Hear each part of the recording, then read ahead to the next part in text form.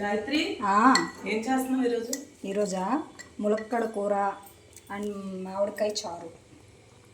అందరూ పచ్చి మామిడికాయతో చేస్తారు కదా, నేను మాత్రం పండు మామిడికాయతో చేస్తాను. నిజంగా సమ్మర్ అనేసి మరి ఈ టైంలోనే కదా మామిడికాయలు దొరుకుతాయి. మామూలు టైంలో మనకి ఎక్కడ దొరుకుతాయి మామిడికాయలు. సరే కానీ బాగా చెయ్యు. చేస్తాను. నోరు ఇదైపోయింది, పుల్ల పుల్లగా తినాలి. ఓకే, పుల్ల పుల్లగా తినాలి అని చెప్పకండి, బాగోదు. ఏమి ఇంకేమైనా అనుకుంటారు. ఇంకేమనుకుంటారు ఇప్పుడు అనుకోవడానికి. మీరు ఇంకోటి గమనించారా, నేను దీంట్లో ఉడకబెట్టాను కంచు గిన్నె. ఇంకా నీ వంటలకి ఇంకా కంచు గిన్నె ఒకటి. ఏమి నా వంటలు బాగోలేదు. 2 years నుంచి వంట చేస్తున్నాను, అంత మాట అనేసారు. గాయత్రి మనోభావాలు దెబ్బతిన్నాయి.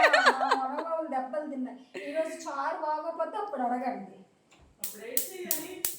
ఏడ్ చేయాలి, ఎప్పుడు కొద్ది తింటారు, ఈరోజు ఇంకొద్దిగా ఎక్కువ తింటారు. చారులో ఏమేసావు చెప్పు. చారులో ఉప్పు, పసుపు, కారం, కొద్దిగా మిరియాల పొడి, తర్వాత పచ్చిమిర్చి, కొద్దిగా జీలకర్ర వేసి మరగ పెట్టి తర్వాత పోపు పెట్టుకుంటాం. మనం ఎలాగా చారు పోపు పెట్టుకుంటామో సేమ్ అంతే. ఇప్పుడు ఏంటి, మామిడికాయని కట్ చేసి ఉడకబెట్టి నీళ్ళు వేసావు అంతేనా?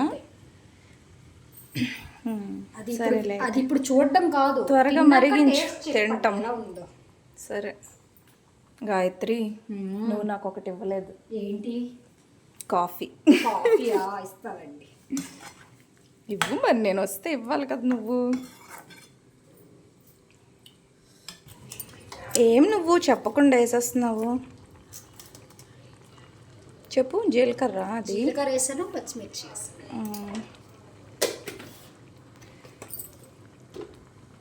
అది బాగా మరిగాక ఎల్లి రవ్వలు, కరివేపాకు, పోపులు వేసి తాలింపు పెట్టుకుంటే గుమ గుమ గుమాలు వాసన. మనం ఇంత తినేవాళ్ళు ఈరోజు ఇంత తింటాం.